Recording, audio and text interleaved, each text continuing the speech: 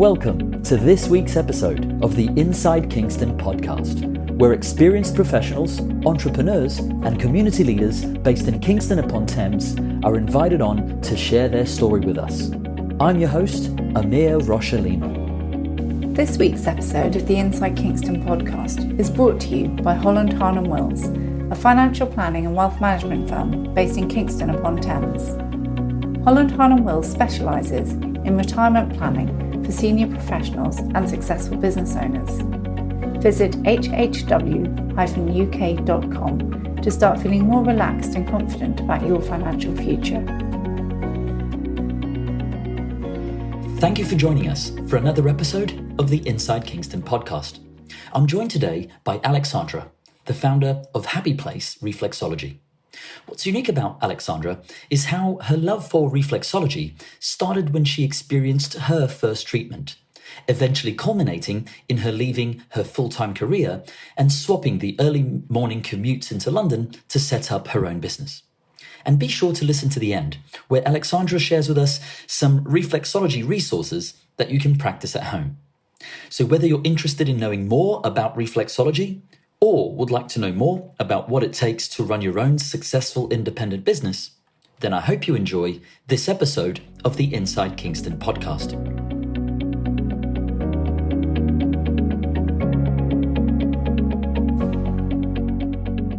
Welcome, Alexandra, to the Inside Kingston Podcast. Alexandra, I'm really excited about this conversation because, well, I don't really know that much about reflexology. So it's great to get a chance to hear from you and to learn from your expertise in this area. But to kick off this conversation, I'd like to go back in time if that's okay. So Alex, where did you grow up?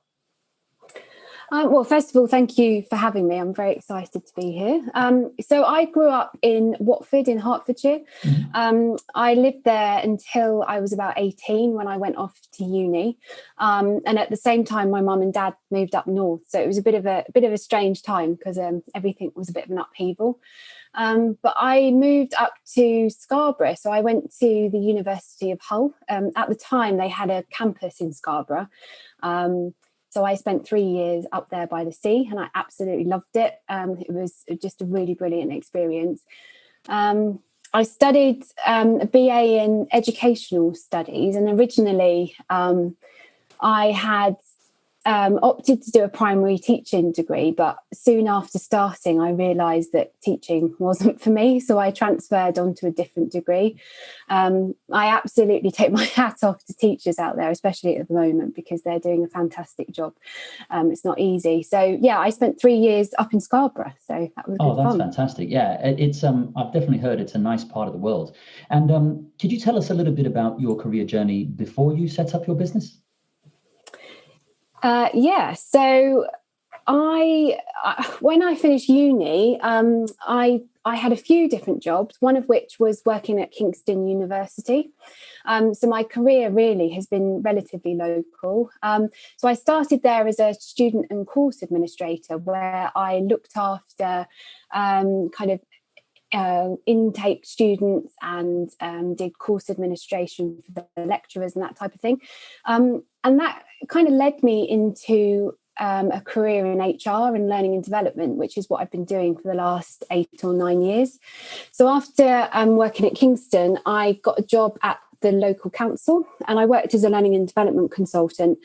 And it was a great way to put the learning from my degree into practice, but also gain an understanding of people in business.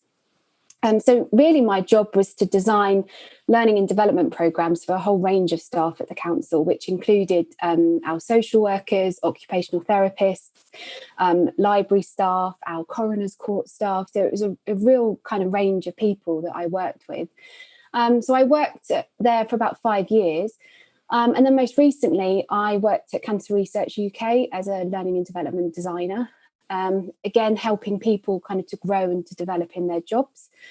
And I'd say apart from being a reflexologist, working at Cancer Research UK was one of the best jobs I have had. I feel immensely proud to have worked there. It was an incredible charity. The people are very smart, very motivated and very driven. And I learned a lot whilst working there. It was brilliant. That sounds really, really interesting. Alexandra, am I right in saying that, much like me, and I think maybe much like many of our listeners, you didn't know much about reflexology either before you got your first treatment? Is that right?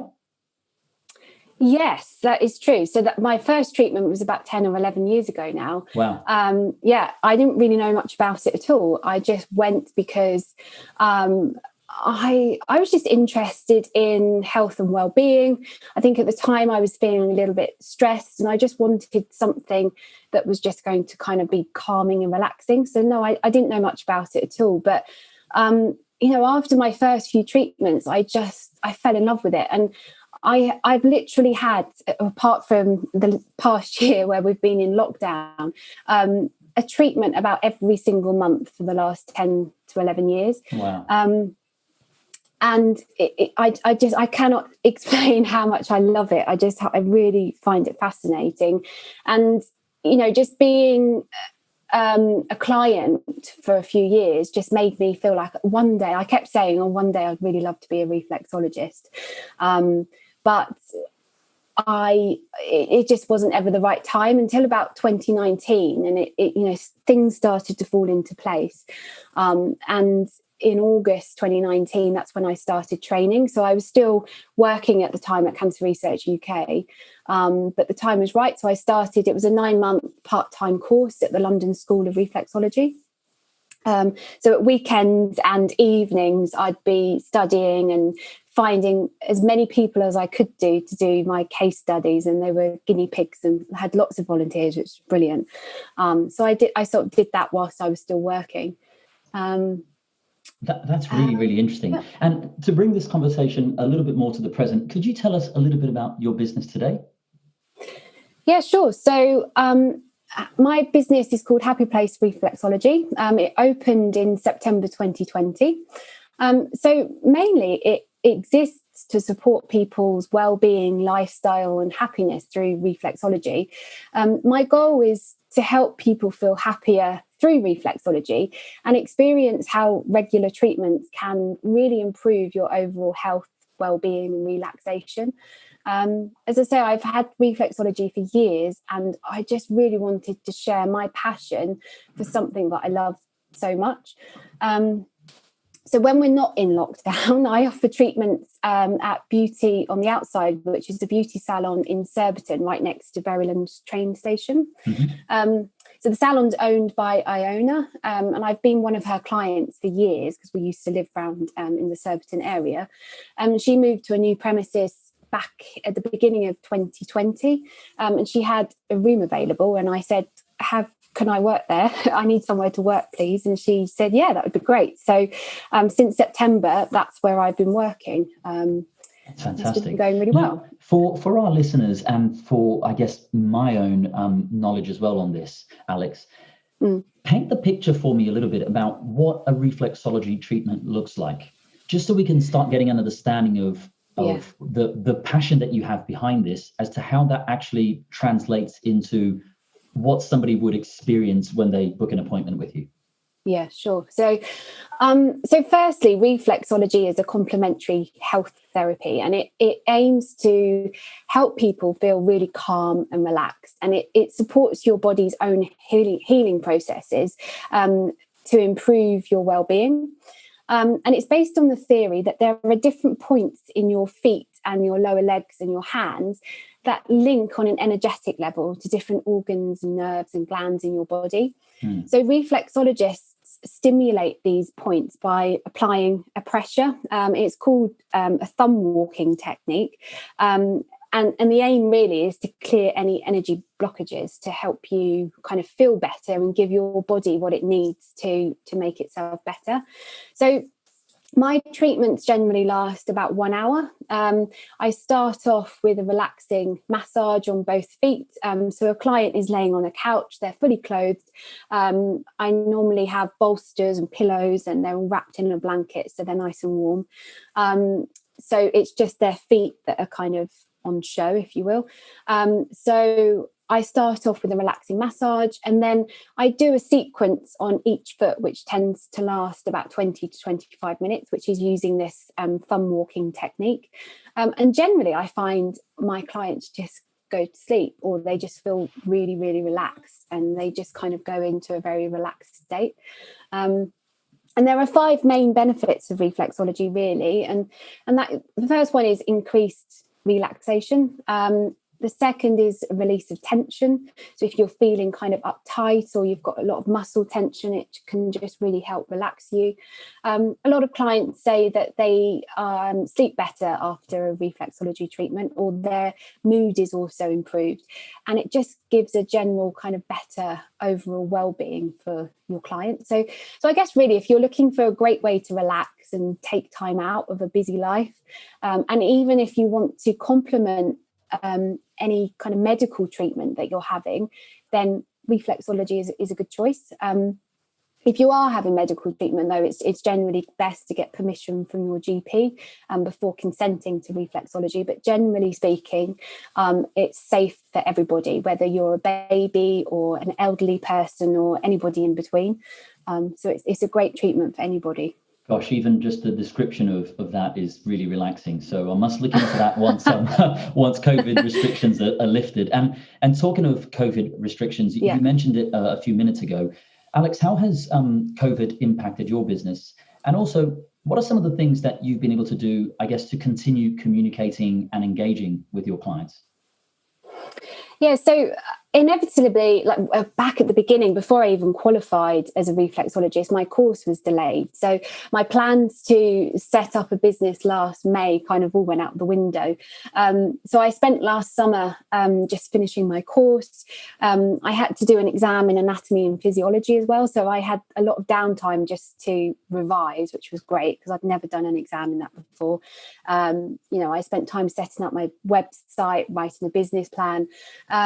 So my start was delayed. So eventually I did open in September. And then since September, we've kind of just been in and out of lockdown. So when Kingston was in tier 3, we were still able to work, but anything beyond that means that I can't work. So at the moment, I'm obviously temporarily closed, but I'm just using that time to think about, what I can do rather than focusing on the fact that I'm closed and I'm not seeing my clients. So what have I been doing? So I'm doing a lot of social media things. So I keep in touch with my clients via social media, so Facebook and Instagram. I've started to write blogs more recently as well. In fact, I published one this week. It was how to beat work-related stress. So my plan is to keep writing blogs to help my clients really and followers and give them something to read. But generally also in terms of advice for my clients and anybody else that can't access complementary health therapy at the moment, I think it's just doing more of the things that make you feel happy and keep your mind and body healthy. So, physical exercise or yoga or meditation, reading a book, playing music, all of that type of thing. It's just really thinking about what you can do with your time at the moment rather than what we can't. I think that's hugely helpful. And I appreciate you sharing that tip there. I think we all can only really at this stage be responsible for whatever little bits we can do throughout the day to keep our mental well-being on the up. And I appreciate some of the tips you've shared there, Alex. Alex, what are some of the key business lessons you've learned throughout your life? Well, I think the biggest lesson I've learned most recently is the importance of being flexible and expect the unexpected. I can tell you that opening a personal contact business in 2020 proved this to me beyond any doubt. I'm a planner. I like to be organized. I like to have things all kind of worked out. And up until March 2020, I thought I had it all worked out. I'd made the decision at that point to leave my job at Cancer Research UK. So I was working my notice period between December 2019 and March 2020. So as I was approaching the end of my notice period, I was 5 weeks away from what I thought was completing my course, qualifying. I'd had a business plan written and I was kind of ready to go.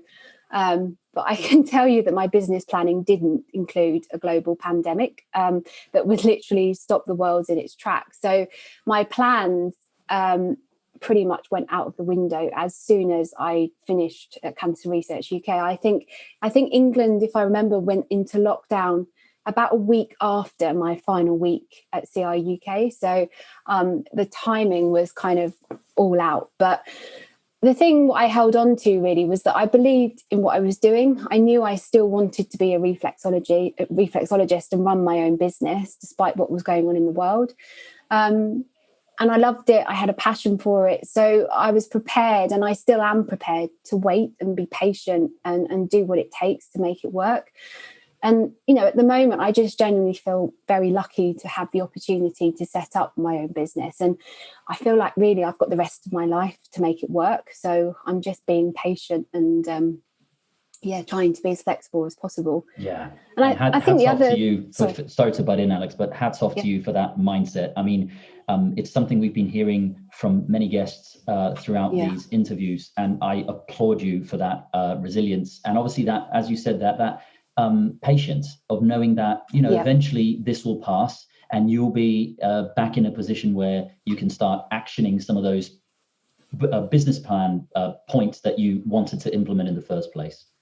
Yeah, sure. Yeah, it's definitely about patience and flexibility and really just being happy in what you do as well. I think if you're lucky enough to pursue your dream, then do that and just try and be the best version of yourself every day at home and at work. And if you can really find that at work, then I think it's just, you're lucky, and just be happy in what you do. Absolutely. When you look back at your career journey to date, what are you most proud of? I think there's a couple of things, really. I think, firstly, unrelated to reflexology, I think I'm incredibly proud to have worked at Cancer Research UK. They are the largest independent funder of cancer research in the world. It's full of smart and driven people. And it was an inspiring place to work. And needless to say, the decision to leave was huge for me, and I didn't take it lightly. I made some great friends and I still talk to them today. But I think what was clear to me during my time there was that I wanted to be a reflexologist, and by that time I was already training to become one. So I think the second most proudest thing for me is being brave enough to leave my full-time career and do something completely new. Things change and people change, and new experiences for all of us are important because they keep us challenged. And I think doing things differently over time and changing your mind or taking risks and trying something new isn't failure. It's how we learn and how we grow.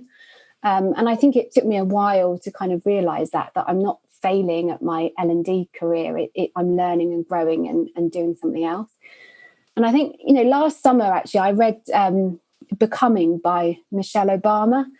And there's a paragraph right at the start. And she says, in her opinion, she says she thinks asking children, what do you want to be when you grow up, is one of the most useless questions an adult can ask a child, as if growing up is finite.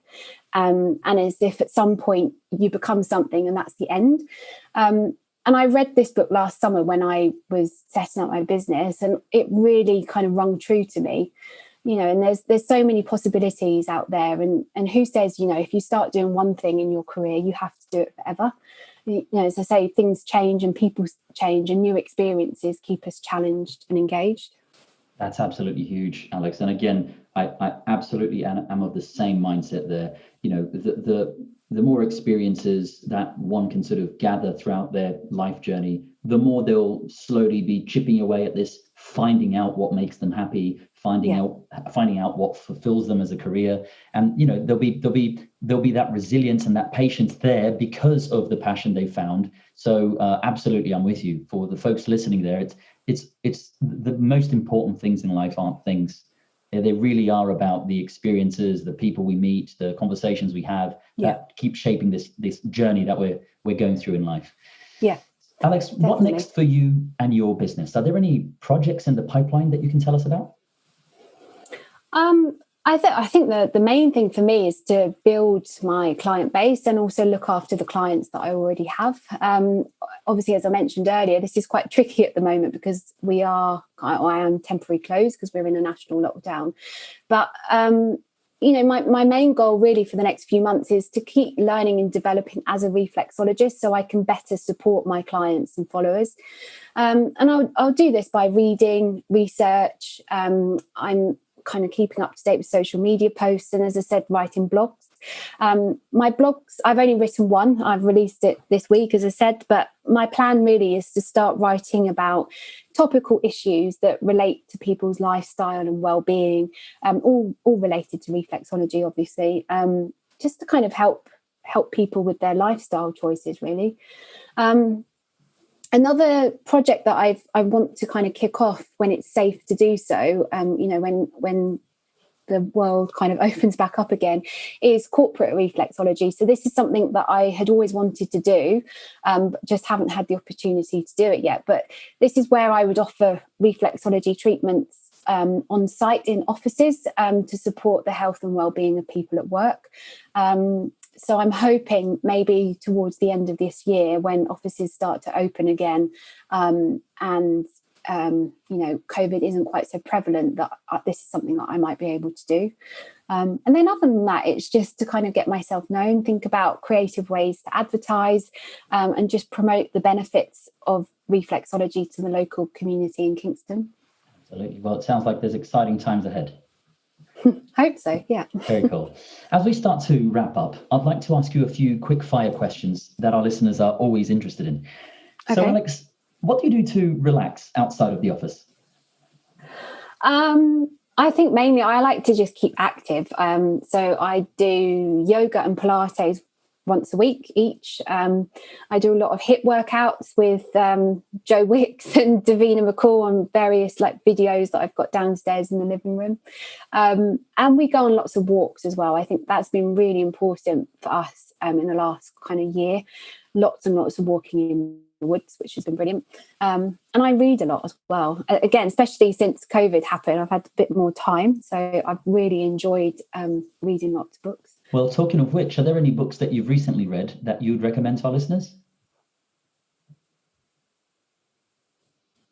Ooh. Yeah, so the one that sticks out mostly, I actually finished it last week, and I keep talking about it to my family and friends. They're probably sick of me talking about it, but it's called The Midnight Library by Matt Haig. Absolutely brilliant. It was really life-affirming and thought-provoking. And just a really great way to start off the new year. It was brilliant, really great.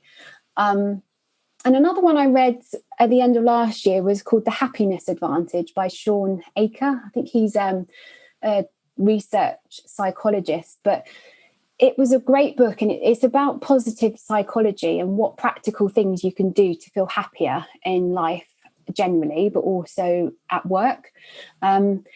He has quite a compelling perspective on happiness and argues that happiness fuels success rather than the other way around. So his point is that if we wait to be happy, then we limit our brain's potential for success. So I just found I was completely encapsulated by this book, and I read it in about 2 days. I think it was brilliant. But it's got some really great practical tips in there about just things you can do every day to help your mood and positivity. Oh, that's really interesting. And are there any movies or TV shows that you've recently watched that you'd recommend to our listeners? Well, over Christmas, I actually watched a lot of Disney, which was good. But actually, one of the Disney films that sticks out was called Soul. I don't know if you've seen it. Oh, gosh, it's amazing. It's absolutely amazing. It's, again, it's really life-affirming, but also it just kind of makes you think about not taking things for granted. So that was brilliant. Great one for children and adults, I think. Yeah, absolutely. The story of the fish in particular is quite poignant, I'd say. Yeah, it's brilliant. I loved it. Very cool. We watch some. Yeah, I think we probably watch more movies than we do TV. But we watched Us a few months ago, which was on. I think it was on BBC, but it was written by David Nichols, who's a great storyteller. But again, it had a really good storyline. It was very engaging and quite relatable. That's been recommended before here on the show, and I'm definitely going to look into that. Yeah, because now you're the second or third person that says that. So I've really that's piqued my interest now. I will look into that. Finally, where can people go to find out more about you and your business? So I'm on Facebook and Instagram at Happy Place Reflexology. And I've also got a website, which is happyplacereflexology.co.uk. So on there, all my contact details. You can also read more about reflexology and how it can benefit you. There's a link to my blog there as well. And there's also, I've got a page on there about health and well-being. So people can just get some tips, lifestyle advice, local links to yoga, Pilates, any books that I've read. And there's also some links on there to hand reflexology videos that the Association of Reflexologists have done. So there's one for mood improvement, stress and tension, better sleep and digestive issues. So you can just follow the videos yourself and do the hand reflexology on your own hands. Oh, that's great. So they're just short little videos. So well, for the benefit of our listeners, I'll make sure I add these resources to the show notes. Alexandra, thank you for joining us here on the Inside Kingston podcast. It's been a pleasure getting to know your story. Thank you for having me. That wraps up another episode of the Inside Kingston podcast. Make sure to check out our guests' website, pay them a visit, and help spread the word about what they're doing. If you have any questions or know someone who should be a guest on the show, please feel free to get in touch. I would also love it if you could go to iTunes and leave us a review and a 5-star rating. We work hard to bring on some great guests, and getting a review from you is one way to help the podcast rate well on iTunes so that others can find and enjoy the show too. Thanks for listening.